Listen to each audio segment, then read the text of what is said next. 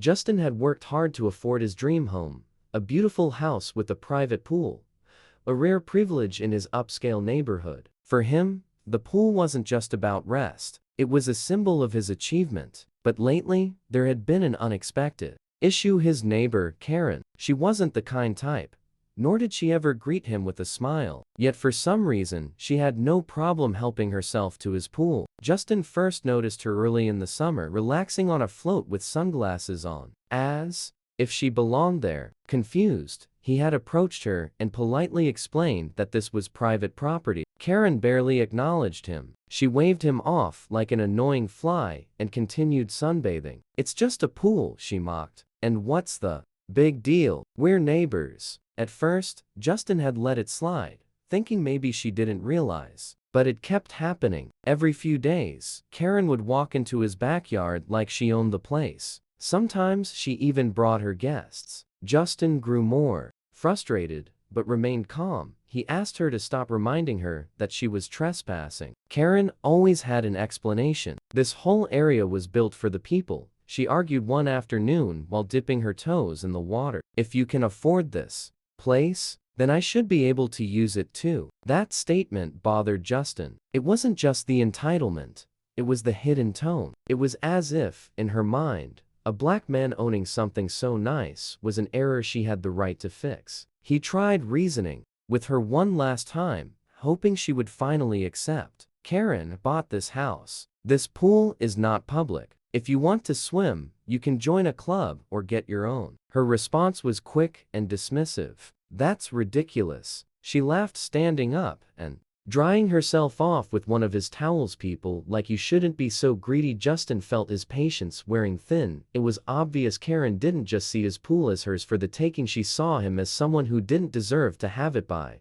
the time she left that day, he knew being polite wasn't enough. Something had to change. Justin had dealt with entitled neighbors before, but Karen was something different. It was bad enough that she kept sneaking into his backyard like it was a park. But the way she acted like his ownership was some kind of mistake made it all the more annoying. Enough was enough. The next morning, Justin took steps. He installed a strong lock on the gate and added security cameras around the yard. He even placed a sign that read "private property" and "no trespassing." For the first time in weeks, he felt some relief that lasted exactly 2 days. On the third afternoon, Justin was inside his home when he heard a loud banging noise from the backyard. He checked the security feed on his phone, and unsurprisingly, there she was, Karen, gripping the locked gate and shaking it hard. Her face was red with anger. She was mumbling to herself, but Justin could hear the occasional "unbelievable" and "how dare he" through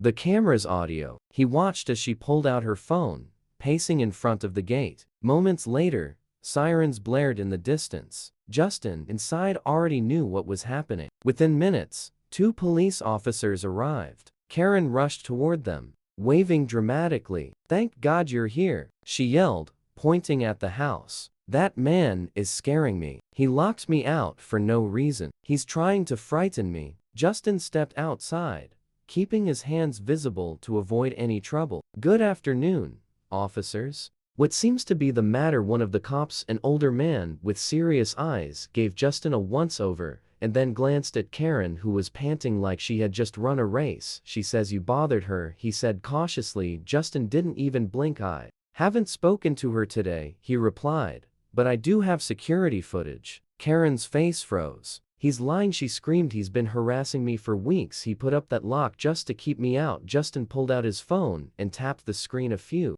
times. "Actually, I put up the lock because she keeps entering my private property, and I've got the video to prove it." He handed the phone to the officer, who watched the footage in silence. The video showed Karen attempting to break into the pool area, her rage caught in full clarity. The second officer leaned in to watch, his eyebrows raising slightly. "Ma'am," the older cop said after a pause, his tone firm, "this is his property. You don't have any right to be here." Karen's mouth opened and closed, like a fish gasping for air. "But he's being unfair. He's trying to keep me out on purpose." "Yes," Justin said firmly, "that's exactly the point." The officers exchanged looks. One of them turned back to Karen. "If you step foot on this property again, you'll be Arrested for trespassing, do you understand? Karen's face turned an alarming shade of red.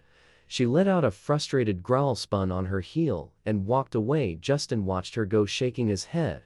He knew this wasn't over. People like Karen didn't just let things go, they fought back. But what she didn't know was that Justin wasn't done either, and he had an idea that would change everything. Justin had dealt with Karen's type before, the kind of person who thrived on arrogance and saw themselves as better. But Karen wasn't just another rude neighbor. She had a mean streak, a sense of power over things that didn't belong to her, and worst of all, a complete lack of shame. After the police incident, Justin expected her to back off. Instead, she doubled down. He caught her glaring at him whenever he walked past her house. A few times she even stood on her porch with arms crossed, whispering under her breath as he went about his day. It was clear Karen wasn't done, and neither was he. Justin had an idea. If Karen was going to make his life difficult, maybe it was time he learned a little more about hers. That night, he sat at his computer and started searching. First, he ran a basic background check. Nothing unusual popped up, but then he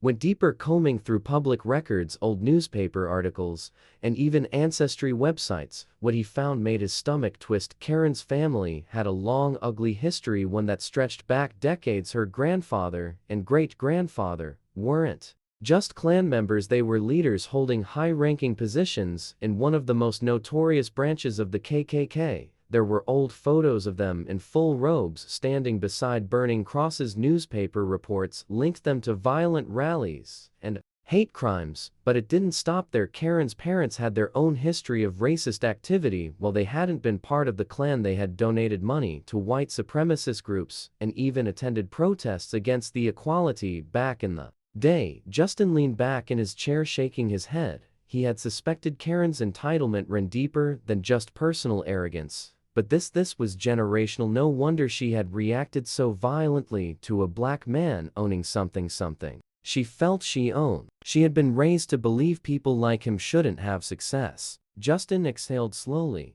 tapping his fingers against the table. He had all the proof he needed, but he wasn't just going to sit on it. Karen had spent weeks trying to make his life miserable. It was time she felt the outcome of her actions. He had a plan, and she wasn't going to see it happen. Justin had never been the type to seek payback. He preferred to let karma do its job. But after weeks of Karen's harassment, her false police call, and now the disturbing history he had uncovered, he realized something Karen had never faced. Results. A day in her life that was about to change. With the information he had gathered, Justin made a call. Not to the police, but to a local journalist he knew covered stories on bias and injustice. He shared everything he had found: Karen's entitled behavior, her false claims, and most importantly, her family's deep-rooted connection to the KKK. The journalist was more than interested. A day later, an article was published online. The headline alone was enough to make waves. Wealthy woman calls police on black neighbor. Her dark family history exposed. The report detailed everything from Karen's history, harassment, to the shocking truth about her past. It wasn't just a local piece, it spread like wildfire, hitting social media and getting shared thousands of times. And Karen, she was furious. Justin was watering his front lawn when she stormed up to his driveway, phone in hand, her face twisted in rage. "You did this," she shouted, waving the screen at him. "You're trying to ruin my name." Justin didn't even move. "I didn't ruin anything, Karen. Your family did that all on their own. You have no right," she spat. "That's all lies. My grandfather was a war hero, not some criminal." "You can keep telling yourself that," Justin said calmly, "but the truth's out there now, and people aren't pleased." Karen's breathing grew heavier, her body shaking. And then, in an act of pure desperation, she did the one thing that sealed her fate. She lunged at Justin, or at least she tried. Fueled by rage, but slowed by her weight, Karen barely got 2 steps before she stumbled forward. Just as she was about to regain her balance, flashing red and blue lights filled the street. The police had arrived. It turned out Karen had been making threats online ever since the news dropped, spewing hateful messages and even vowing to attack whoever exposed her. Someone had reported her actions, and the authorities had been keeping an eye on her. As soon as the officer stepped out, Karen panicked. "This is all fake," she screamed. "He's trying to make me look bad. I'm the victim here." But when they moved toward her, she did the last thing anyone thought. She ran. It was almost funny. Karen, red-faced and sweating, trying to flee from trained officers. She made it about 20 feet before she tripped on the curb, crashing to the ground. Within seconds, she was surrounded. "You're under arrest for making false claims and attempted attack," an officer said as they cuffed her. Justin just stood there watching. As she was hauled into the squad car for the first time in weeks, he felt a sense of relief. Karen had spent her whole life believing she could do whatever she wanted without consequences. Today that changed, and he had made sure of it. Karen had always thought of herself as untouchable. Rules were for other people. Outcomes were something she'd never had to face. But as she sat in the courtroom, hands clasped together, her face still blotchy from the previous night's stress, it started to sink in. She was in real trouble. The courtroom was packed. A few reporters sat in the back, whispering as they jotted down notes. Local residents, including some of Justin's neighbors, had come to watch the proceedings unfold. Even Justin himself was there, sitting calmly near the front, arms crossed, watching everything. Then the door opened and the judge walked in. Karen's breath caught in her throat. The judge was black. For the first time, real fear flickered in her eyes. She had spent her entire life looking down on people like him. Now, he was the one deciding her fate. "All rise," the bailiff announced. Everyone stood as Judge Harris took his seat. He was a tall, composed man with sharp eyes that immediately landed on Karen. He shuffled to his documents, then looked up. "Miss Reynolds, you are being charged with trespassing, filing false police claims, and attempted attack. How do you plead?" Karen swallowed hard. Her lawyer nudged her, whispering something under his breath. She barely heard him. The room was hot. Too many eyes were on her. She could feel sweat trickling down the back of her neck. "Not guilty," she muttered, her voice breaking. Judge Harris didn't react. He simply nodded and turned to the prosecutor. "Proceed." The next 30 minutes were harsh. The prosecutor laid out everything: Karen's history of misconduct, the false police call, her threats, and, of course, the moment she tried to run from the authorities. Witnesses, including Justin, testified. The security footage of her throwing a fit by the pool was played. Karen squirmed in her seat, her face going from red to pale. Then the judge spoke. "Miss Reynolds, I have to say your actions are some of the most bold examples of entitlement and bias I've seen in this courtroom." Karen's lips pressed into a thin line. "You repeatedly trespassed, attempted to use law enforcement against an innocent man, and showed blatant neglect for the law. Given your history, I have serious concerns about your conduct. Do you have anything to say for yourself before I proceed with sentencing?" That was when Karen lost it. She shot up from her seat, her chair screeching against the floor. "This is nonsense," she screamed. "You're all against me. This whole process is unfair. That guy set me up." Gasps rippled through the courtroom. Her lawyer put his head in his hands. "Miss Reynolds," Judge Harris said calmly, "I strongly suggest you control yourself." Karen ignored him. She jabbed a finger in his direction. "You're just another undeserving hire. You shouldn't even be a judge." The room went dead silent. Then she said the one thing that sealed her fate. "I swear, if I ever see you outside this courtroom." Officers were on her before she could finish, grabbing her arms as she struggled. Judge Harris remained unshaken. He simply adjusted his glasses and picked up his gavel. "Given your blatant disrespect for this court and your threats against a sitting judge, I am extending your penalty beyond what was originally stated," he said firmly. Karen's face dropped. "No, you can't do that." But it was too late. The gavel came down with a sharp bang. "Judgment will be issued immediately." Karen had dug her own pit, and now she had to lie in it.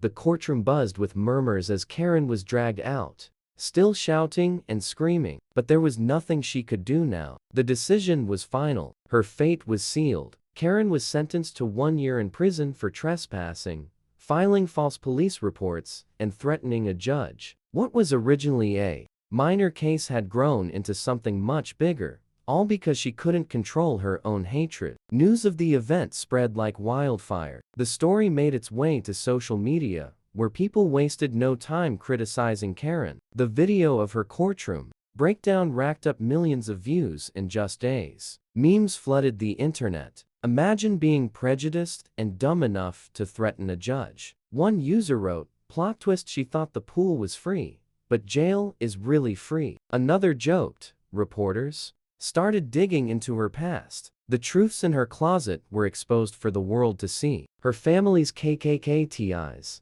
her history of targeting black neighbors, and even old complaints from past jobs about her racist behavior." Karen was officially disgraced. Meanwhile, Justin was finally at ease. For the first time in months, he could enjoy his pool without fear. He no longer had to deal with Karen sneaking in, whining, or calling the police. The entire neighborhood, tired of Karen's drama, rallied behind him. One weekend, his neighbors surprised him with a small gathering. They set up decorations, brought over food, and gathered around his pool. It wasn't just about Karen anymore. It was about standing up against bias and supporting one another. Justin grinned as he looked around. He had bought this home to live in peace, and now that's exactly what he had. As for Karen, she sat in a cold prison cell, no pool in sight, no one to bail her out. She had spent her life looking down on others, but now she was at the lowest position imaginable, and justice had no sympathy for people like her.